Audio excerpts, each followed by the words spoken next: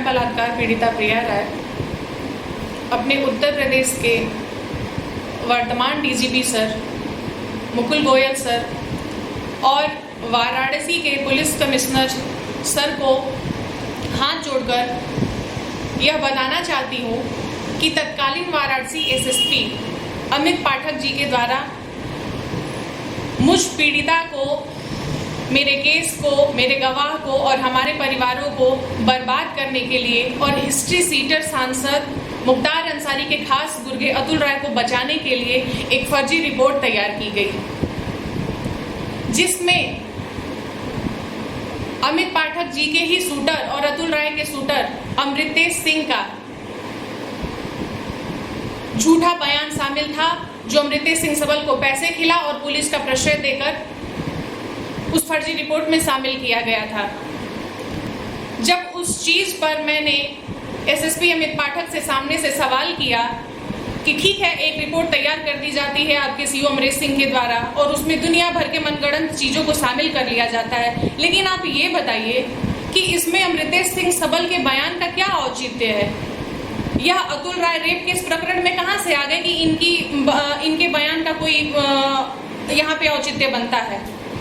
तो उनके द्वारा हमेशा की तरह चुप्पी साधा गया और जब इसके बाद हमारे द्वारा उनके ऑफिस में 10 नवंबर को उस अपराधी अमृतेश सिंह सबल की हकीकत को एक ऑडियो के जरिए उनके समक्ष रखा गया, जिसमें सारी चीजें स्पष्ट थी कि वो कैसा व्यक्ति है और किस तरीके से उसने मेरे साथ धोखाधड़ी की है 2015 में। और उनको यह ऑडियो सुनाने के बाद जब हमारे द्वारा उनसे यह मांग किया गया कि आप इस पर कार्रवाई करें, तो एसएसपी अमित पाठक ने खुद का पोल खुलते देख और उनके पूर्व निर्धारित योजना की पोल खुलते देख और फर्जी रिपोर्ट के असफल होने को देखते हुए उन्होंने उस सबूत को दरकिनार कर अमृतेश सिंह सबल पर कार्रवाई करने की जगह उन्होंने हिस्ट्री सीटर सांसद अतुल राय और उसके लोगों तक यह सूचना पहुंचाई कि मेरे द्वारा, मुझ पीड़िता के द्वारा अमृतेश सिंह सबल प्रकरण का सबूत दिया गया है और उनसे कार्रवाई की मांग की गई है। उनके द्वारा यह सूचना दे और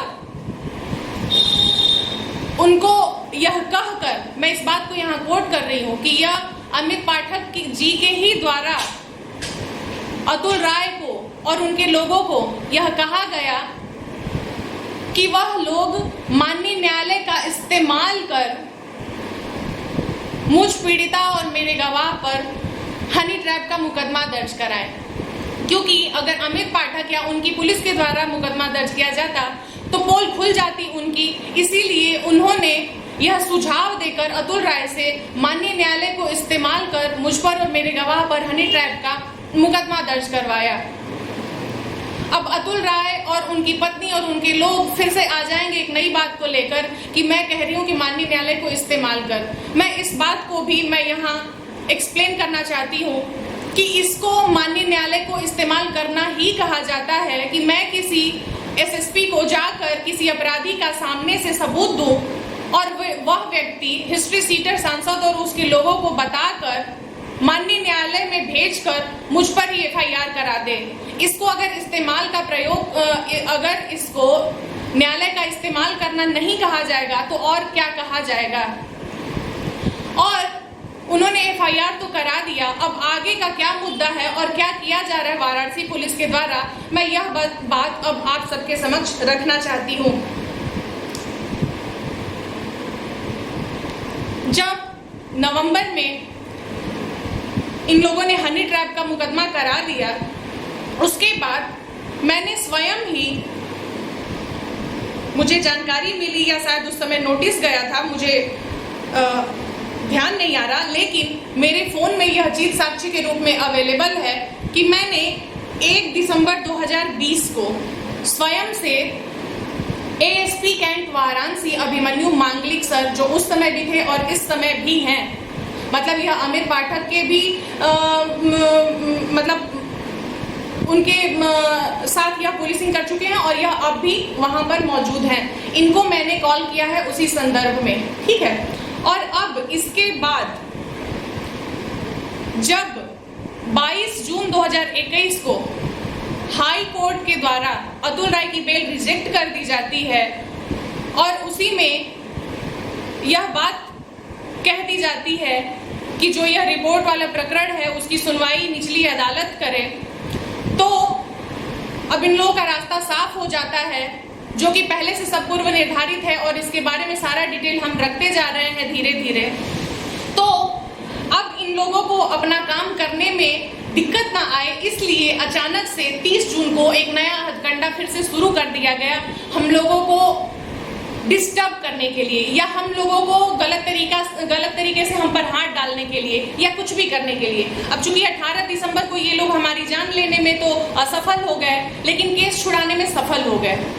तो इन लोगों को यह डर था कि अब दिल्ली से यह सब यूपी तो आ नहीं रहे हैं, तो अब कैसे जान लें, और दिल्ली में जान लेना इतना आसान तो है नहीं, तो क्यों ना कोई और हथकंडा अपनाकर इन सबों को डिस्टर्ब किया जाए, या फिर यूपी बुलाकर इन पर हाथ डाला जाए, या फिर इनको मरवाया जाए, ठीक है। तो इन लोगों ने एक नया हथकंडा अपनाया, जिस हथकंडे के बारे में मैंने 30 जून को ट्वीट कर जानकारी दी है जनता को और अधिकारियों को, मैं इसको पढ़कर सुनाना चाहती हूँ।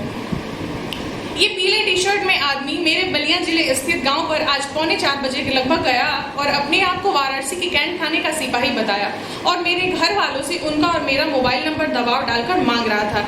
मेरे फोन पर बात करने पर इसने बताया कि किसी प्रकरण में बयान चाहिए 6 जुलाई को।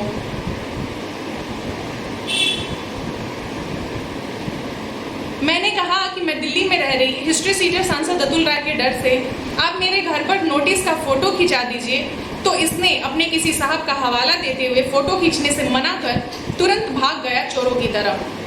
फिर मैंने कैंट वाराणसी के इस CUG नंबर पर कॉल किया और सादे कपड़ों में सिपाही भेजे जाने की बात पूछी, तो कोई स्पष्ट उत्तर बिना दिए अचानक से फोन काटकर मेरा नंबर ब्लॉक कर दिया गया। अब तक मैं 100 कॉल कर चुकी हूँ नोटिस की जानकारी लेने के लिए, लेकिन मुझे ब्लॉक कर दिया गया है।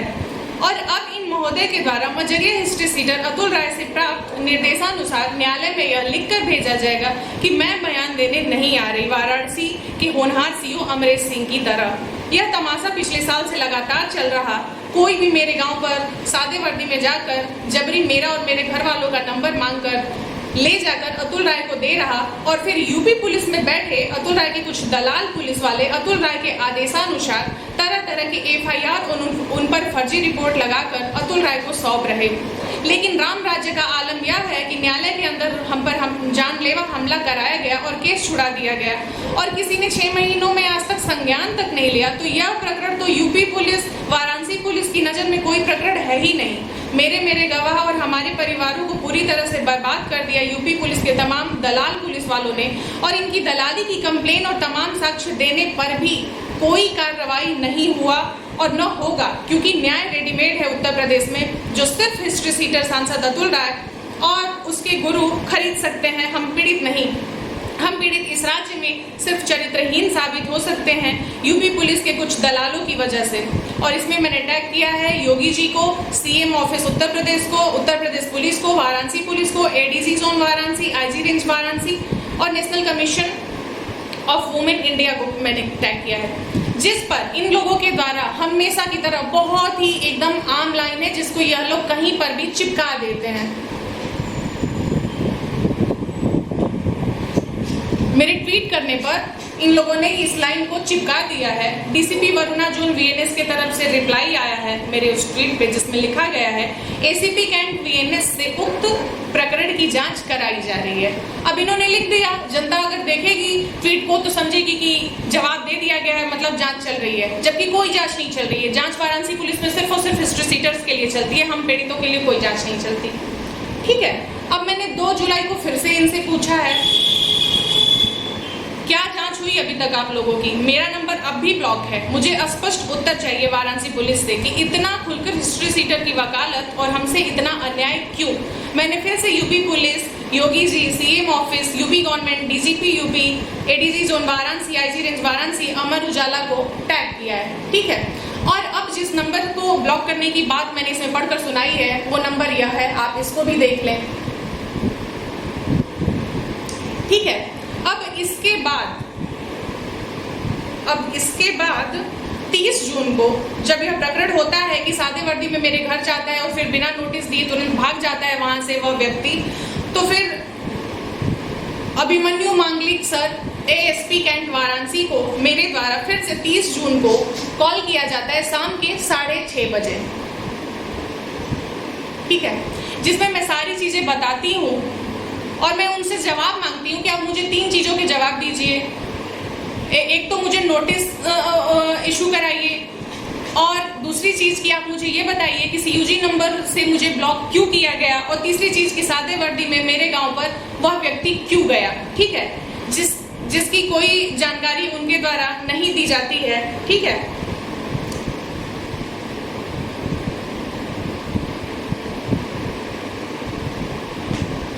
यह जो कॉल हुआ है वह 30 जून नहीं बल्कि 1 जुलाई को हुआ है। 30 जून को हम लोगों ने दिन भर ट्राई किया उस सीयूजी नंबर पर जिससे हमें ब्लॉक कर दिया गया। उसके बाद 1 तारीख को भी जब ब्लॉक ही हम पाए गए तो हमने इनको कॉल किया था। ठीक है, उसके बाद 1 जुलाई को इनके द्वारा एक नोटिस भेजी जाती है मेरे व्हाट्सएप पे, जिसमें किसी मनोज सिंह का नाम लेकर यह रहता है कि मैं उस प्रकरण में बयान देने आऊं, जबकि जिस नोटिस में इन लोगों ने मनोज सिंह का नाम दर्शाया है वह मनोज सिंह कौन है और अचानक से कहां से आ गया इसकी हमें कोई जानकारी नहीं है। और जिस नोटिस में यह लोग मनोज सिंह को दर्शा रहे हैं वह शुरू से पवन राय के नाम से था। पवन राय ने FIR दर्ज कराया था और वह सारा प्रकरण पवन राय के नाम से चल रहा था। तो अचानक से यह मनोज सिंह कहां से और कैसे आ गए इसकी कोई जानकारी नहीं दी गई। ठीक है, उसके बाद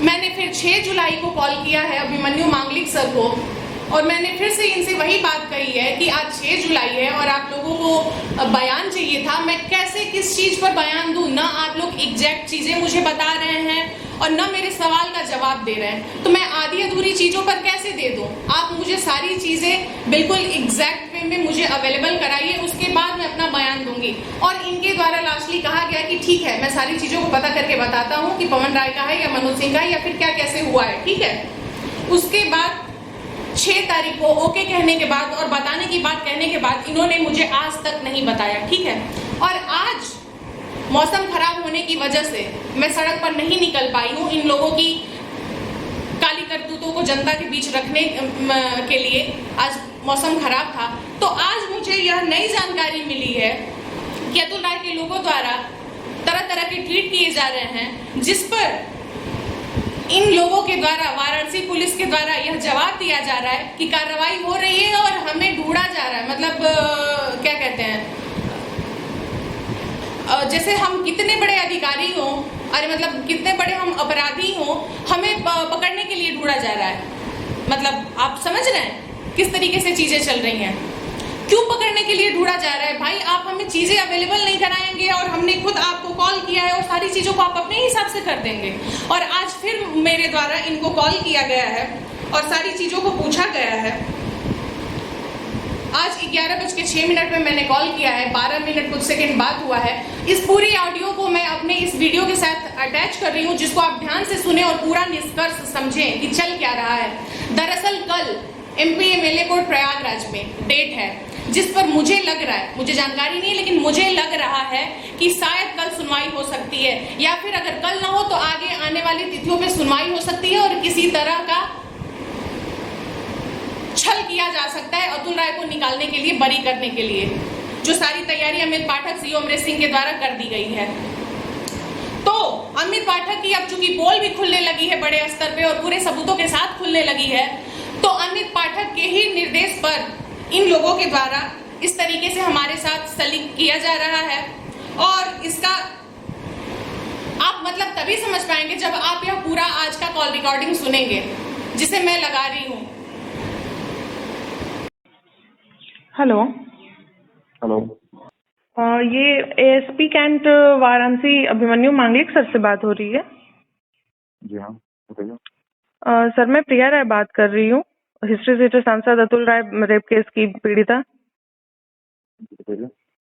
जी सर, ये जो अभी कुछ दिन पहले तमाशा चल रहा था कि एक सादे वर्दी में मेरे घर आदमी गया, नोटिस तक नहीं दिखाया, और फिर जो आपके द्वारा भी मुझे भेजा गया तो ये जवाबदेही नहीं लिया गया कि वहाँ कैंट के पुलिस थाने के यूजी नंबर को ब्लॉक क्यों किया गया जिस पर मैं कॉल कर रही थी। तो और फिर आपके द्वारा जो मुझे नोटिस भी भेजा गया उसमें मनोज सिंह का नाम था, जबकि इतने दिन तक सब कुछ पवन राय के नाम पे हो रहा था और पवन राय ने ही कराया था। तो आपने सर उसकी भी पूरी मतलब पूरी बात नहीं बताई। आपने कहा कि ठीक है मैं थोड़ी देर में बताता हूँ, और मैं आज तक इंतजार करते रह गई और आपके द्वारा कुछ नहीं बताया गया। तो मैं किस चीज पर बयान दूं और कैसे ये साबित हो गया कि हम भाग रहे हैं? और ये मतलब क्या चल रहा है आज ट्विटर पे? डीसीपी वरुणा जून ने किसी अतुल राय के आदमी पर जवाब दिया है कि उक्त मुकदमे में विवेचना जारी है। एसीपी कैंट वीएनएस के पर्यवेक्षण में प्रभारी निरीक्षक कैंट को अभियुक्तों की गिरफ्तारी व आवश्यक विधिक कार्यवाही हेतु निर्देशित किया गया। मतलब हम लोग भाग रहे हैं क्या कि ये गिरफ्तारी, और ये गिरफ्तारी का क्या मतलब है? मतलब नहीं, अगर उसमें मतलब आपसे कोई जैसे जवाब ही तो मांगा गया था, अगर जवाब नहीं है तो मतलब अगर एक जो मार्कशीट गई है उसी के लेके सर आपने अभी कह दिया कितने पुलिसिया अंदाज में बिल्कुल कि आपसे जवाब भी तो मांगा गया था। तो सर मैं उसी के बारे में तो इतने समय तक मैं बोल रही हूँ कि जवाब तो मैं उस चीज पर जो दूंगी ना जिस चीज की मुझे एकदम एग्जैक्ट जानकारी दी जाएगी, जो ना मुझे आपके द्वारा दिया गया, न आप लोगों के द्वारा जो सिविल ड्रेस में भेजा गया था उसके द्वारा दिया गया, और न कैंट के उस सीयूजी नंबर के द्वारा दिया गया, ब्लॉक कर दिया गया। तो मैं किस चीज पे जानकारी दूं? कभी पवन राय हो जा रहे हैं, कभी मनोज सिंह हो जा रहे हैं, मुझे एग्जैक्ट चीजें नहीं बताई जाएंगी तो मैं किस चीज पे बयान दूं?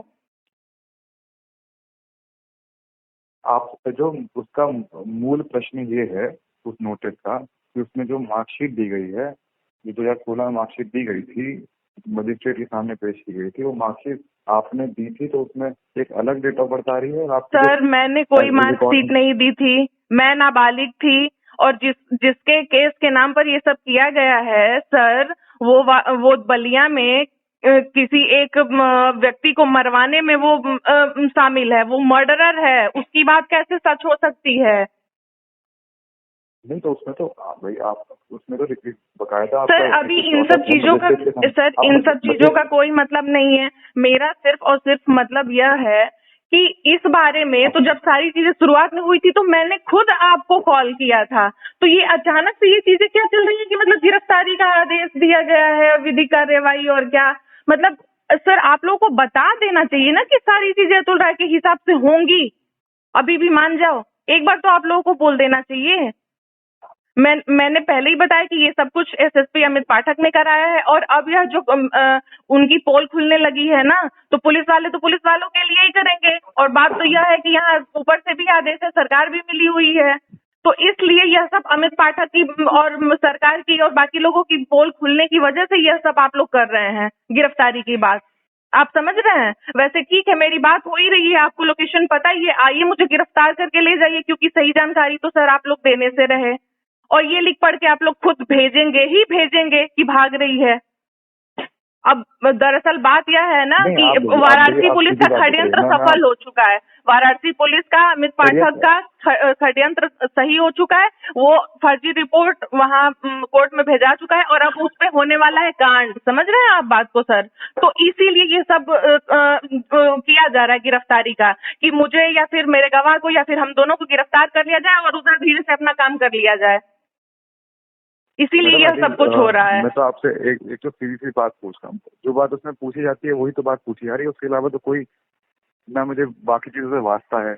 एक मुकदमा लिखा गया है सर, यही तो प्रॉब्लम है सर, यही तो प्रॉब्लम है कि जिसका जब जहां मन करेगा वो बयानबाजी के लिए बुलाएगा और फिर कहेगा कि मुझे ना सारी चीजों से मतलब है, ना किसी चीज से मतलब है। आखिर क्यों नहीं मतलब है? जब प्रिया राय की बात आ रही है तो किसी को मुझसे क्यों नहीं मतलब रह रहा है? आपने उस समय मुझे कहा कि मैं बयान देने के लिए आ जाऊं, ठीक है, मतलब नोटिस में ऐसा ही कुछ था कि मैं बयान देने के लिए आ जाऊं। इसका मतलब तो यही था ना कि आप लोग वो बयान देने के बहाने हमेशा जानबूझ के बुलाते हैं कि आप लोग अपने हिसाब से हाथ डाल दें। अगर मतलब आप लोगों के बयान के अनुसार अगर आप लोगों पे भरोसा करके आदमी हर जगह जाने वाला हो तो वो तो न्यायालय में मरवा के केस छुड़ाया, आप लोग तो सीधे मार उड़ के काट उड़ के फेंक फाड़ देंगे भैया एकदम से। जैसे उस लड़की को, रेप पीड़िता को जला के पुलिस वालों ने खत्म कर दिया, रात को ही बिना परिवार को दिखाए उससे बड़ा कांड आप लोग कर देंगे, क्योंकि वहां तो कोई मैटर ही नहीं था, यहाँ तो सीधे हिस्ट्री सीटर को बचाने की बात है। वाह रे वाराणसी पुलिस, अब आप लोगों को क्या मैं बयान दूं और कौन सा बयान दूं जब मुझे जानकारी भी आप लोग नहीं अवेलेबल कराएंगे। ये तो बात तो वही हो गई सीओ की फर्जी रिपोर्ट वाली कि वहां जब हम लोग गए तो हम लोगों ने कहा कि अब अतुल राय के लोग अब अपना बयान पलटवाएंगे और वही चीज हुआ, हम लोग के बयान के हिसाब से बयान पलटे गए। इसका मतलब कि आप इस बार भी यही चीज वहां चल रही है कि पहले आप लोग आधा अधूरा जानकारी देके हमारा बयान लेना चाहते हैं और बयान लेने के बाद फिर अपने हिसाब से उन सारी चीजों को फिर एड ऑन करेंगे या फिर घटाएंगे बढ़ाएंगे कट पेस्ट करेंगे। मतलब चीजें चल क्या रही है भाई, आप लोगों को आदेश किसका है? मतलब अगर किसी का आदेश भी है तो आप लोग आईपीएस इसलिए बने हुए हैं।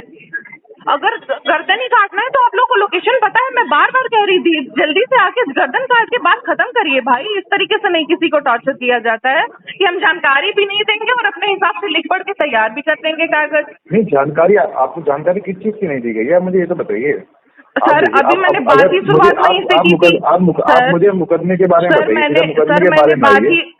मैं मुकदमे की ही बात कर रही हूँ। मैं मुकदमे की ही बात कर रही हूँ। मेरे घर पर कोई सिविल ड्रेस में कैसे जा सकता है?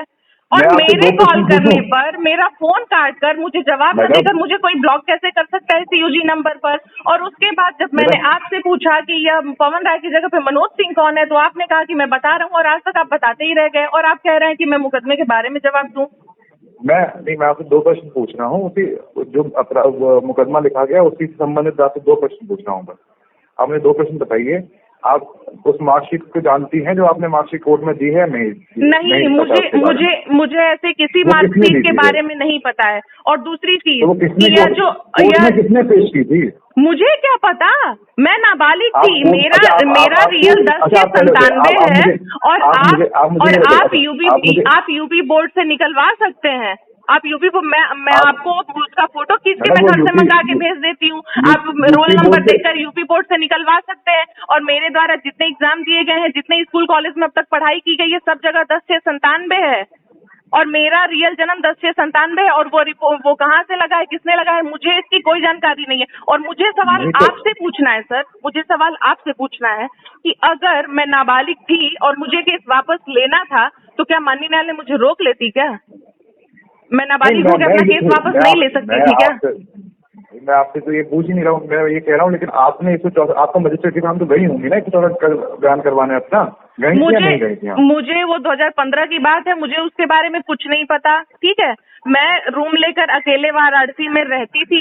ठीक है, और मैं नाबालिग थी और उसके द्वारा डराया धमकाया गया था। हमेशा रूम पर आके बखेड़ा किया जाता था और इसमें उस समय के अतुल राय के और भी लोग थे, विनीत सिंह करके और उसके वकील अनुज यादव करके, इन लोगों ने प्रेशर करके डरा धमका कर वापस दिलवाया था और मुझे लिखित में उस लड़के से दिलवाया था कि वो ऐसी चीजें दोबारा नहीं करेगा और वो मुझसे माफी मांगता है और वो शर्मिंदा है। और यह रिजल्ट की बात कहाँ से आई, मुझे इसकी कोई जानकारी नहीं है। और दूसरी चीज कि अगर अमृतेश सिंह सबल का प्रकरण इतना ज्यादा मतलब ये इस तरीके से मतलब गलत तरीके से है तो यह बात तो मेरे बयान में, मेरे जिरह में हर जगह मुझसे पूछी गई है। या तो राय के लोगों को तो पूरा मतलब सारी दुनिया के हिसाब से वहां जिरह की गई है, उसमें अमृतेश सिंह सबल का भी जिक्र है।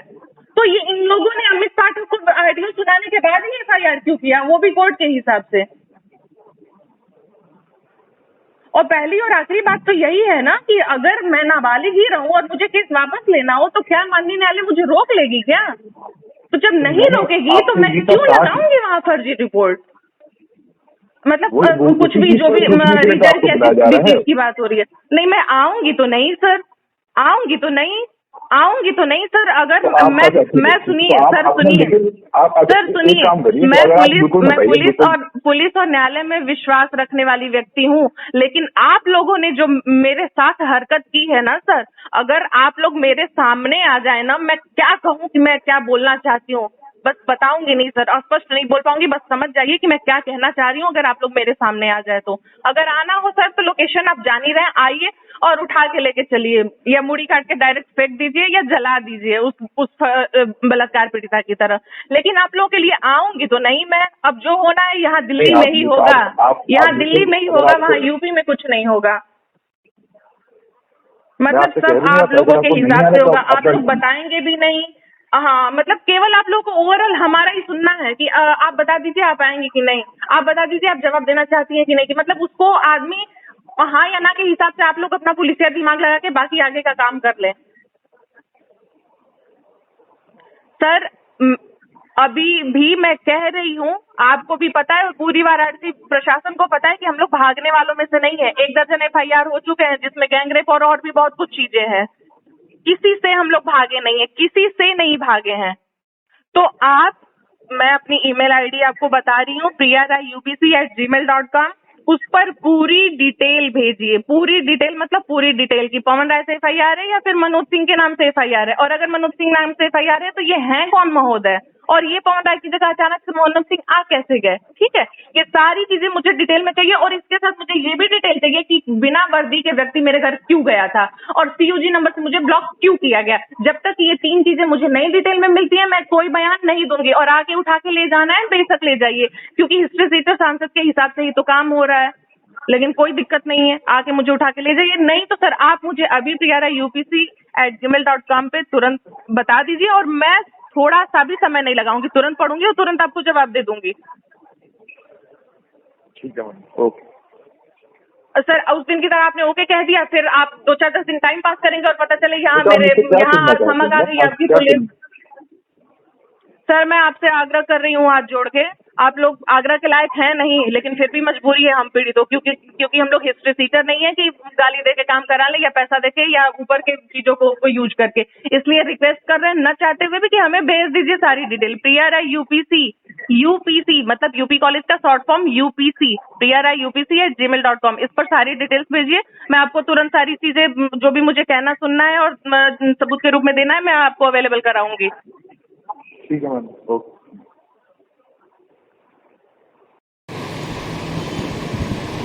आपने देखा कि आज 19 जुलाई 2021 को सुबह के 11:07 पर अभिमन्यु मांगलिक सर को मेरे द्वारा कॉल किया गया है, और वह पूरा कॉल रिकॉर्डिंग आप लोगों ने अब सुन लिया है, जिसमें मेरे द्वारा आपने देखा होगा कि मेरे द्वारा अपना email ID उन्हें बताया गया है और उनसे कहा गया है कि आप सारी चीज़ों को डिटेल में मुझे अवेलेबल कराएं, तब मैं दूंगी बयान कि आखिर कैसे पवन राय की जगह अचानक से मनोज सिंह हो गए, और वो मनोज सिंह कौन, क्या है, कहाँ से है, मुझे इसकी कोई जानकारी नहीं है। और दूसरी चीज़ कि CUG नंबर पर मेरे कॉल करने पर तुरंत काटकर मुझे ब्लॉक क्यों किया गया कैंट थाने के द्वारा। और तीसरी चीज़ कि सादे वर्दी में मेरे घर पर सिपाही क्यों गया। और जब मैंने आपको स्वयं दिसंबर 2020 में ही कांटेक्ट किया है, तो फिर आप यह कैसे आप लोग यह दिखा रहे हैं कि मतलब गिरफ्तारी की चीजें ये अचानक से कहां से आ गई। आपने यह पूरी ऑडियो को ध्यान से सुना होगा और बातें स्पष्ट हो गई होंगी। अब मैं आप लोगों को बताना चाहती हूँ कि 11 बजे का ही बात हुआ है, और आप देख रहे हैं कि जब मैं वीडियो बना रही तो 4:23 हो रहे हैं, और मुझे अभी तक इन महोदय के द्वारा कोई भी जानकारी नहीं उपलब्ध कराई गई है। मैं उसी समय से बार बार सारा काम छोड़कर ईमेल खोल कर चेक कर रही हूँ कि आए सारी जानकारी और मैं उस पर अपना बयान दर्ज कराऊं, लेकिन इनके द्वारा कोई भी जानकारी मुझे नहीं उपलब्ध कराई गई है, और मुझे पूर्ण विश्वास है कि न ही इनके द्वारा कोई जानकारी उपलब्ध कराई जाएगी। और यह सब इसलिए हो रहा है वाराणसी पुलिस के द्वारा, ताकि इन लोगों के द्वारा जो साजिशें रची गई हैं 1.5 साल से, उस साजिशों पे अगर साजिशें रच के जो इन लोगों के द्वारा न्यायालय में पहुंचाई गई हैं अतुल राय के पक्ष में, अगर उन साजिशों पे किसी तरह की कोई चीज होती है माननीय न्यायालय द्वारा, तो हम लोग उस पर अपनी आवाज उठाने के लिए और इन लोगों की सच्चाई रखने के लिए रहे ही नहीं। इसलिए यह चीजें की जा रही हैं कि या तो ये हम लोगों को मरवा दें, जैसे पिछली बार मरवा के छुड़वा दिए केस, लेकिन हमें मार नहीं पाए, तो इसीलिए इन लोगों के द्वारा यह प्रयास किया जा रहा है फिर से इस समय कि हम लोगों को मरवाया जाए, और अगर नहीं मरवा पाने में यह लोग सक्षम हो पाए तो इस तरह की अपनी जालसाजियों से और साजिशों के जरिए यह लोग गिरफ्तारी दिखा दें और यह कह दें कि उसमें तो माननीय न्यायालय का आदेश था, जांच हुआ, ये हुआ, वो हुआ, कुछ भी बोल दिया जाएगा। भाई पुलिस है, कोई इन लोगों का क्या कर सकता है। अब आप जनता के बीच सारी चीजें बिल्कुल स्पष्ट हो गई हैं कि किस तरीके से वाराणसी पुलिस के द्वारा चीजें की जा रही हैं। मैं अंत में फिर से अपने डीजीपी सर से हाथ जोड़कर निवेदन कर रही हूँ और अपने वाराणसी के पुलिस कमिश्नर सर से निवेदन कर रही हूँ, और मैं आप दोनों से निवेदन यह इसलिए कर रही हूँ, उत्तर प्रदेश की इतने सारे पुलिस अधिकारियों की पीड़ाओं को इतने समय से सहने के बाद कि मुझे पता चला है कि हमारे डीजीपी सर पहले वाराणसी में रह चुके हैं और वह बहुत ही ईमानदार हैं, उनकी ईमानदारियों के बारे में मैंने सुना। और दूसरी चीज, मैं अपने पुलिस कमिश्नर सर से इसलिए विनती कर रही हूँ कि मुझे नहीं पता कि उनको यह सब जालसाजियां पता है या नहीं है, और वह जब से आए हैं मैंने कई बार उनसे बात करने का प्रयास किया है, लेकिन बात नहीं हो पा रही है। अब उसमें भी कोई किसी तरह का षड्यंत्र है या क्या है यह मुझे नहीं पता है, लेकिन मैं इसी उम्मीद में अपने पुलिस कमिश्नर सर को निवेदन कर रही हूँ कि शायद उन्हें इन जालसाजियों के बारे में नहीं पता है। मैं हाथ जोड़कर आप जनता से रिक्वेस्ट कर रही हूँ कि आप वाराणसी पुलिस के इन जालसाजियों को अपने लोगों को बताएं और सारी चीजों को समझाएं। और मैं फिर से वही निष्कर्ष बता रही हूँ कि चाहे कुछ भी हो जाए, आप पुलिस के पास न जाएं, FIR दर्ज न कराएं, नहीं तो जीवन को इस तरीके से बर्बाद करेंगे कि आपको कुछ समझ में नहीं आएगा। अगर मेरी यह बात, अगर मेरा यह पीड़ा अगर पुलिस कमिश्नर वाराणसी सर तक पहुंचे और हमारे आदरणीय डीजीपी सर तक पहुंचे, तो वो कृपया इस पर संज्ञान ले और संज्ञान लेकर उचित कार्रवाई करें, क्योंकि मेरी जैसी पीड़ित जो कि कुछ समय पहले तक पुलिस प्रशासन पर और न्यायालय में अटूट विश्वास रखती थी, जिसे जिंदा रखने में हमारे SSP प्रभाकर चौधरी सर भी जिम्मेदार हैं और उनसे पूर्व के आनंद कुलकर्णी सर भी जिम्मेदार हैं, लेकिन उस विश्वास को, उस अटूट विश्वास को पूरी तरीके से चकनाचूर कर दिया गया SSP अमित पाठक के द्वारा, और अभी भी वो चकनाचूर ही है और हर दिन चकनाचूर होते जा रहा है और किसी के द्वारा संज्ञान नहीं लिया जा रहा है। मुझे पता है कि यह मेरी पीड़ाएं सबको पता है, सारे अधिकारियों को पता है, लेकिन दिखावा इस तरीके से किया जा रहा है जैसे किसी को कुछ पता ही ना हो। और मैं इस समय यह बोलते हुए मैं यह उम्मीद भी यही कर रही हूँ कि शायद बड़े अधिकारियों को न पता हो और अब पता चले और उनके द्वारा संज्ञान लिया जाए।